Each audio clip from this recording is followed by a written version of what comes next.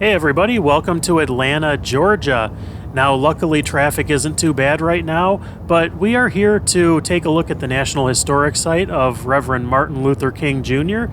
And today I'm going to show you guys his final resting place, and we're also going to look at the Ebenezer Church and a couple other things around here related to Martin Luther King Jr. So come along. Here we are at the Martin Luther King National Historic Site. There's a lot of things to see here, but be sure to check the website to make sure that the building is going to be open on the day that you visit. Now, for just a little bit of history, Martin Luther King Jr. was born in 1929 in Atlanta, Georgia. He came from a family of Baptist ministers, and his father was Martin Luther King Sr., and he was also a civil rights activist. Now, Martin Luther King Jr. was one of the most prominent leaders in the civil rights movement from 1955 until his death in 1968, and it included participation in marches for the right to vote, desegregation, labor rights. He helped organize many nonviolent protests in the 1960s, and he also participated in the March on Washington in 1963, where he gave the famous "I Have a Dream" speech on the steps of the Lincoln Memorial. Now, just in front of me is the old Ebenezer Baptist Church. Now, this is the church where Martin Luther King Jr. was baptized and where both his grandfather and his father served as pastor and co-pastor.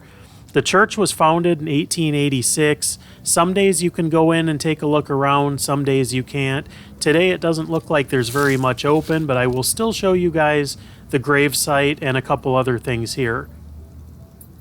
Now, this church has a lot of other interesting history. Besides this being one of the most popular places in Martin Luther King's life, here, I'll insert a picture of the inside of this here.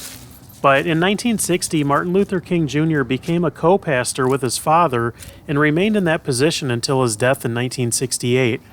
Now, Martin Luther King's brother, Alfred Daniel, took over as co-pastor after his brother's death until his own passing from a drowning accident a year later.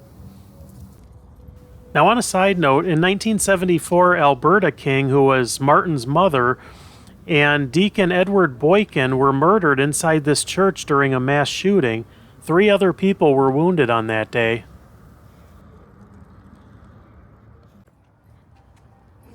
Now, this is a really nice walk around the park. There is a lot to see, and there are a lot of plaques telling you information. Now, I'll put in a picture of the Martin Luther King boyhood home, which is about a block away, but it's not open right now, so we're not going to go and take a look at it. But we are going to go and check out the final resting place of Martin Luther King right over here. Now, Martin Luther King Jr. also did win a Nobel Peace Prize in 1964 for combating racial inequality. Now, he is one of the most known people in American history, and he really did have an interesting story. I mean, he was brought up as a family of pastors, and just a really interesting life and the things that he fought for. He really, he left a great legacy. But over here is where his final resting place is, and I will say before I show you that this is probably one of the most beautiful final resting places I've ever seen in all my years of visiting cemeteries and National Historic Sites. You can go up here and visit. It is free of charge, and this is just on the other side of the street from the National Historic Site. Now, his end was pretty tragic. It was on April 4th of 1968. Martin Luther King Jr. was in Memphis, Tennessee, staying at the Lorraine Motel, and he was planning a demonstration called the Poor People's Campaign when he was shot and killed outside of his hotel room. Now, after the fact, King was originally buried at Southview Cemetery on Jonesboro Road in Atlanta, the same place as his parents. Now, his body was reinterred here at the King Center in 1970, though at the time the administrative building, Freedom Hall, and the reflecting pool did not exist. Now, when Coretta Scott King died in January 30th, 2006, she was also buried elsewhere because the original tomb was only designed to hold one coffin.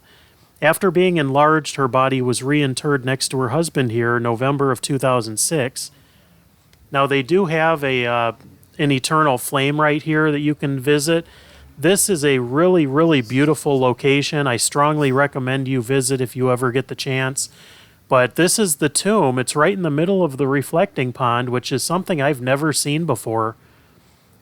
But Martin Luther King Jr. and his wife Coretta Scott King are both interred here. Now, as if this isn't good enough, I want to show you guys one other thing. Now, there is the reflecting pool here, but there's also waterfalls over here to the left. And I'll zoom in so you can see this. Each step has something else on it. It says, "We will not be satisfied until justice rolls down like water and righteousness like a mighty stream."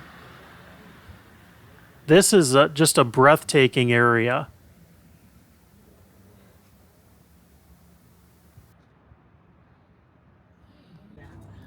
Now, Ebenezer Church is right next door to the tomb, so it's really easy to find.